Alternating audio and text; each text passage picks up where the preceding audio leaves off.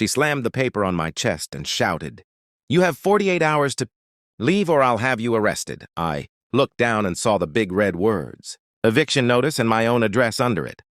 My house, the one I paid for in cash after 10 years in the Army. Neighbors were already outside, phones up, whispering. Karen stood there with her arms crossed, smiling like she had already won. "HOA rules," she said. "You people think you can do anything." I asked her calmly. "Show me the rule that says you can kick me out of my own home." She leaned closer and whispered, "I don't need rules. I run this place." Then she pulled out her phone and dialed 911. "Yes, officer, there's a man refusing to leave my property." I didn't stop her. I just stood there and thought, this is exactly what she wants. But she has no idea what she just started. One of my neighbors muttered behind me, "Bro, just leave before it gets worse." I looked at Karen and said softly, "It already is worse. Just not for me." She kept talking to the dispatcher. Loud on purpose. "He's aggressive. I feel unsafe. Yes, he's still here." 2 patrol cars showed up in less than 5 minutes, lights flashing like I was some criminal. Karen walked straight to them before they even looked at me.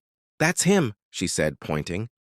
"He broke into my HOA property and refuses to leave." One officer turned to me and asked, "Sir, is this true?" I handed him my ID and said, "This is my house. I've lived here for 6 years." Karen laughed.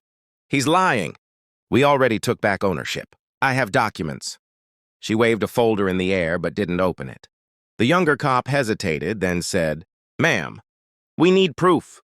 Karen's face tightened for half a second. Then she said, "It's in the system. Check your computer." While they walked back to their car, Karen leaned toward me and whispered, "By tonight, your stuff will be on the street." I looked at my front door and saw my locks had already been changed. That's when my daughter opened the window from inside and asked, "Daddy, why can't I open the door?" I took a deep breath and whispered back, "It's okay, sweetie. Daddy's got this." I reached into my pocket and pulled out my phone, dialing the county clerk's office while keeping my eyes on Karen. She noticed and sneered. "What are you doing now? Calling backup?" I smiled calmly. "Actually, yes, but not the way you think." Within minutes, an official county deputy arrived. Walking right past the fake authority Karen tried to show off. "Sir, we got a call from the clerk," he said, holding out an official seal.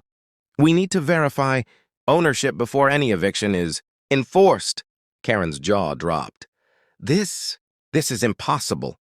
I held the door open for my daughter, and she stepped out, her eyes wide. The neighbors were recording everything, and for the first time, Karen looked small, like her power had no weight outside her little HOA bubble. Karen's face twisted with anger, but she tried to keep control. "This isn't over," she spat, waving her folder. "We have authority here." The deputy shook his head. "Ma'am, only the courts and official county records determine property ownership. Your HOA papers mean nothing legally." I stepped forward, calm but firm. "You tried to take my home with fake notices and threats. Now everyone sees the truth." That's when one of the neighbors piped up, holding their phone high. "Wait, we recorded everything, your calls, your threats, even you changing the locks." Karen froze, realizing the room was full of witnesses and evidence stacked against her. The fake bravado crumbled. Her eyes darted around, searching for an escape that didn't exist. And in that silence, I knew the first real cracks in her kingdom had appeared. The judge leaned forward and asked Karen, "Ma'am, can you explain why you think this house belongs to your HOA?" Karen didn't even blink. She said, "Because he violated community standards. We revoked his right to live here." The room went quiet. I felt everyone looking at me like I was already guilty. I opened my mouth to speak, but Karen cut me off. "He's trying to play victim. These people always do." The judge raised his hand and stopped her. Then he looked at me and said, "Sir, do you have proof this is your property?" I slowly reached into my bag and took out a single envelope. "Yes, Your Honor. But before I show it, I just want to ask one thing." The judge nodded.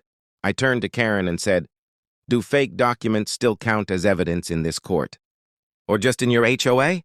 The crowd murmured, and for the first time, Karen's smile disappeared. Karen laughed like I had just told a joke. "Fake? That's rich coming from someone who couldn't even follow simple parking rules. She opened her folder and started pulling out papers, stacking them on the table like a magic trick. Here, HOA violation reports, late fees, final notice. We seized the property. The judge picked one up and frowned. These aren't court documents, Karen snapped back. They don't need to be. Our HOA has authority. The judge looked at her slowly and said, Ma'am, only a court can seize a home. Karen's face tightened again, but she pushed forward. Then checked the deed. It was transferred. That's when I finally slid my envelope across the table. Please do, I said. Inside was the original title, stamped and signed, with my name on it. The clerk read it out loud. The room went dead silent. And then the judge said one sentence that felt like a crack in the wall. Karen built around herself. This deed says you don't own anything here at all. Karen's mouth opened, but no sound came out. She grabbed the paper from the clerk like it was fake money. That's impossible, she said. We updated the records last year.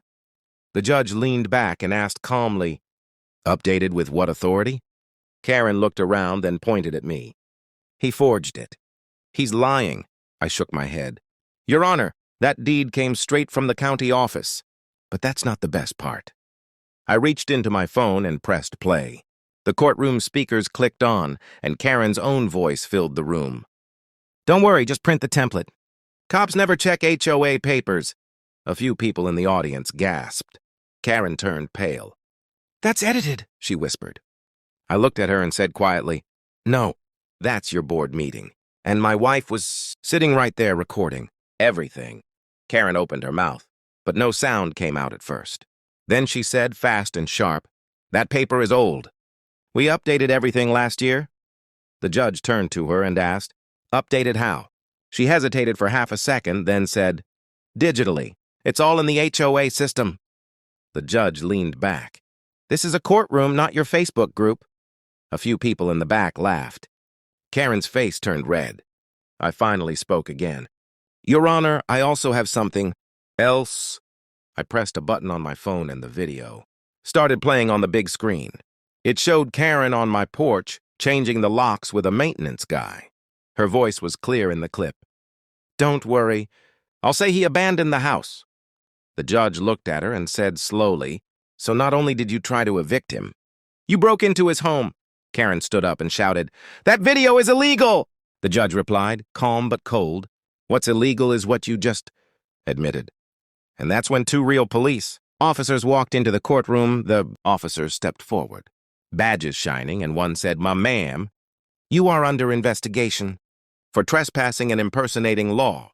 Enforcement. Karen froze, her face turning pale. The judge slammed his gavel. This court finds that the property belongs to the plaintiff. Any further attempts to harass him will result in contempt charges. I looked around.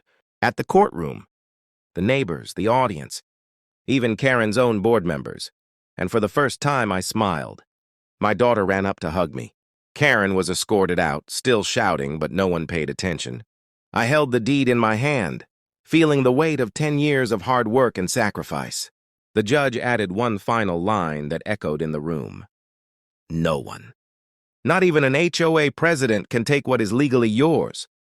Outside, the sun was setting, the neighborhood calm again, and for the first time in days, I felt peace. Justice had been served, my family was safe, and Karen's power had finally been exposed. This was more than a victory. It was proof that rules exist for everyone, not just those who think they own the world.